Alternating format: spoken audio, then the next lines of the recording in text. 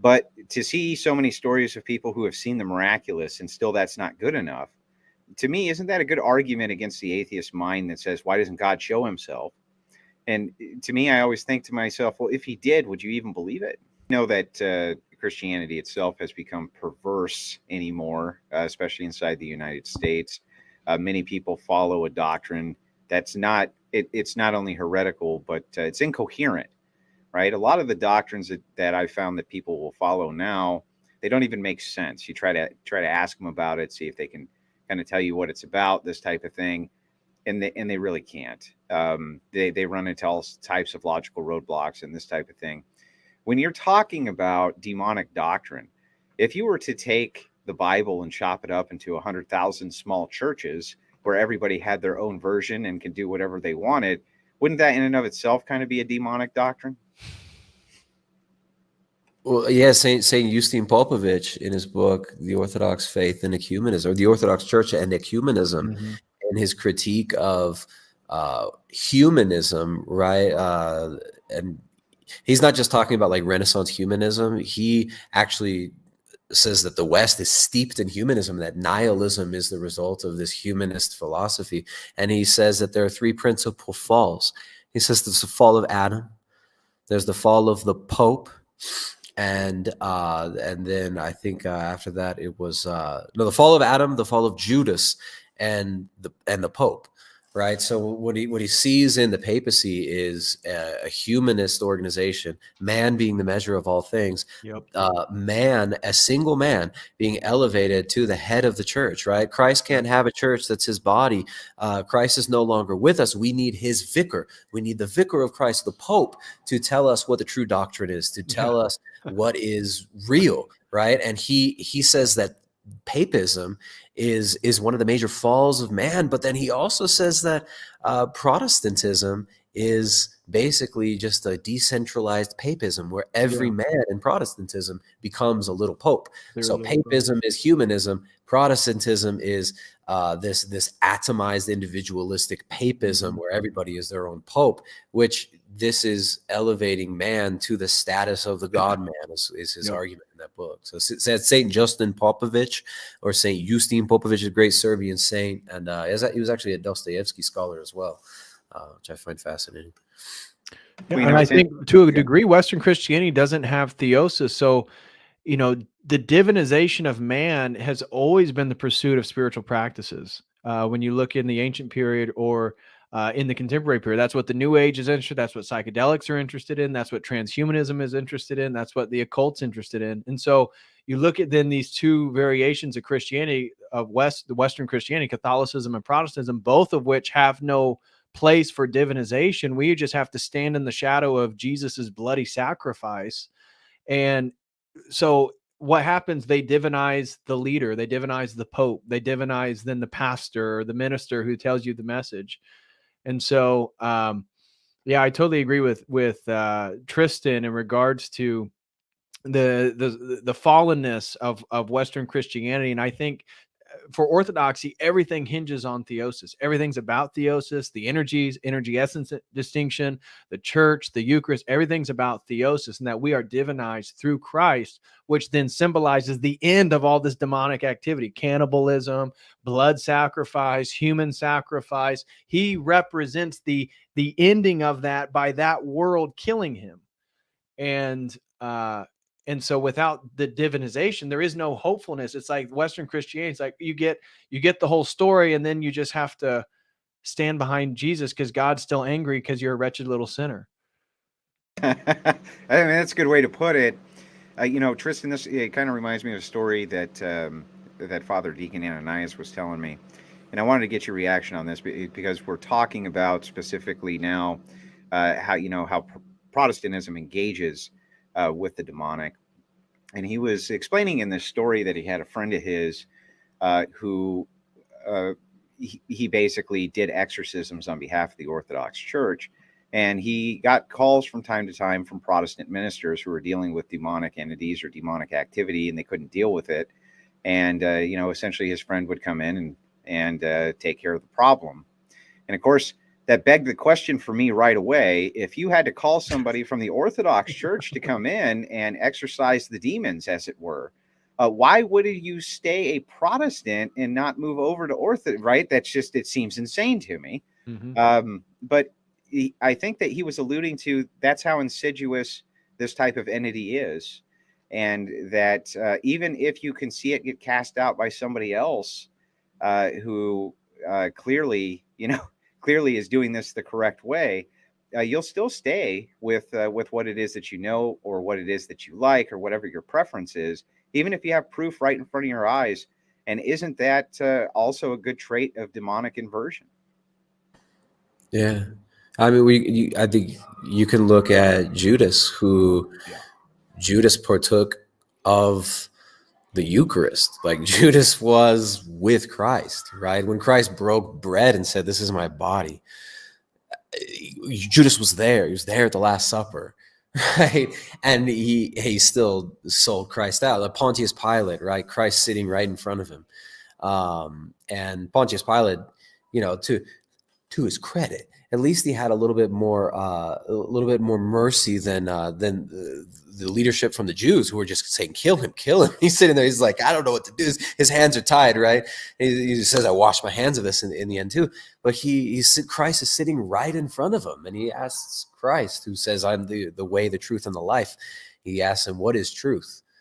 And Christ is silent, right? So I mean, there's so much there just in the scriptures too. And then in the lives of saints, like you have the tradition of Saint Mary Magdalene going to Caesar, and Caesar saying, "I'll believe in your God, as that I'll believe in your Christ as soon as this egg in your hand turns red." And right in front of him, the egg turns red. Did he convert? No.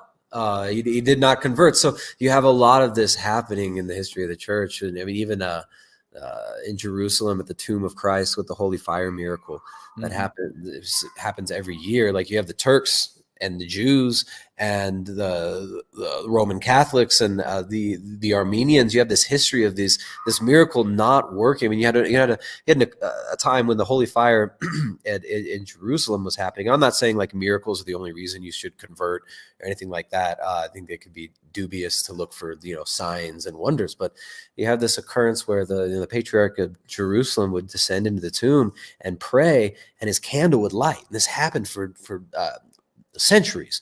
And at one point, the Armenians who are not in communion with the Orthodox, who are non-Chalcedonians, I believe, they locked out the Patriarchate of Jerusalem and tried to do the holy fire ceremony and try to pray and see if it would work. And the fire did not go to the candles that the Patriarch of the Armenians had, but it burst out of the pillar outside of the tomb, and there's still a mark there left on this pillar where it looks like it looked like lightning struck this. The science has tried to analyze this and said this could only have been done from an extreme ridiculous. Andrew, you're muted, brother. Well, I mean, isn't that what that means? Don't do that. Don't do that. Pretty sure that right? Don't do that. So those science tried to figure out, how could this massive wound in the side of this like marble pillar have happened? And it looks like it's burned around the edges of this wound. The fire came out of this pillar and lit the candles of the Orthodox Patriarch of Jerusalem, and all the Armenians saw this. Did they convert? No. So it's like, it's not seeing that actually leads to the heart opening. It's like it's something else. It's something spiritual, right? I mean, there are people who we're given so many opportunities just in our own lives to like stop doing nonsense that we know we should stop doing, right? To stop, beating up on our loved ones, to stop, abusing ourselves in various ways. And it's like, we get these opportunities. We see our own sin all the time.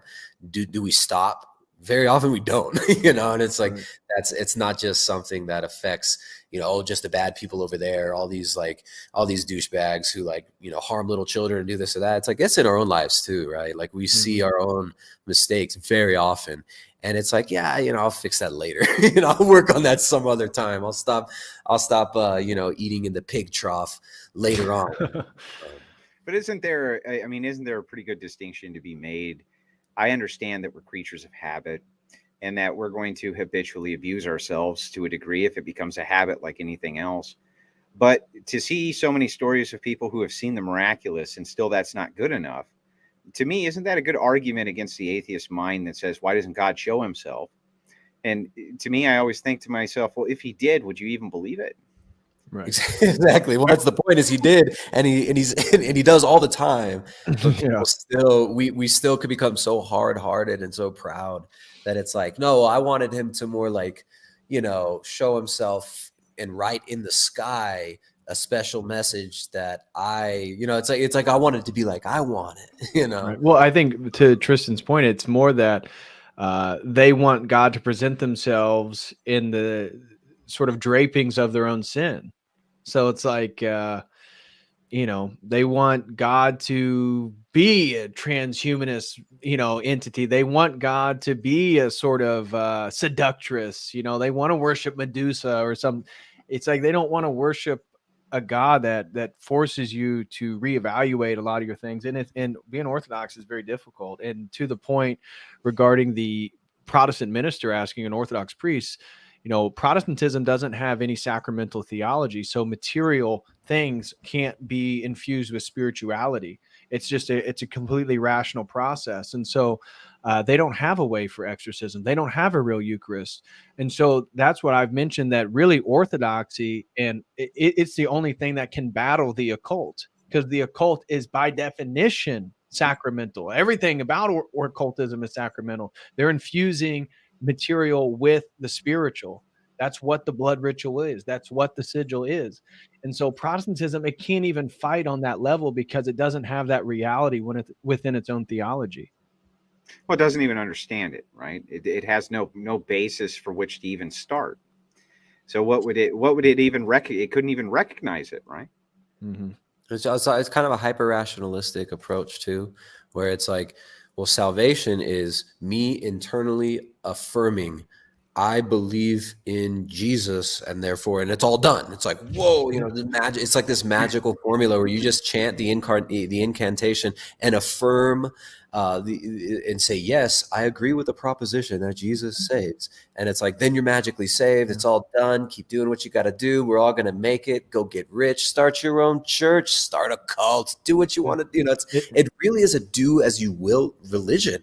And this is what, Nietzsche hated Western Christianity. He hated how weak it was. And right in his assessment of how weak and pussified and incoherent Western Christianity was, and he's German, so he's exposed to Lutheranism. Lutheranism. He's exposed to the hyper rationality of Roman Catholicism, and he's exposed to the hypocrisy of it and how it basically turned into a create your own cult situation. So yes, I think it. And there's something that's seductive about the simplicity of it, right? Yeah. Well, you don't have to do anything. You just got to mentally affirm this magic formula real quick, and then you're good. We all made it. And I think, to become, to really, the concept of theosis and the concept of like uniting to Christ, the body of Christ, is something that's so much more deep and profound. And it's something that you have to work for. Right. And it's like this obsession of works versus faith. You don't see that dialectical tension in Orthodox theology when you read the church fathers. There's no difference between faith and works. When you read in the Bible, right, it's, through faith, Abraham, I forget the exact way it goes. I think it's in Hebrews. So it's like Hebrews 11. And it's this whole list of, by faith, all the actions that are done. And faith is an action, right? Faith is a living ontological relationship with the person of God, with Christ. Faith is a living relationship with God. It's not just a mental affirmation that the West, which is hyper rationalistic, has turned it into. So I think the demons actually really do.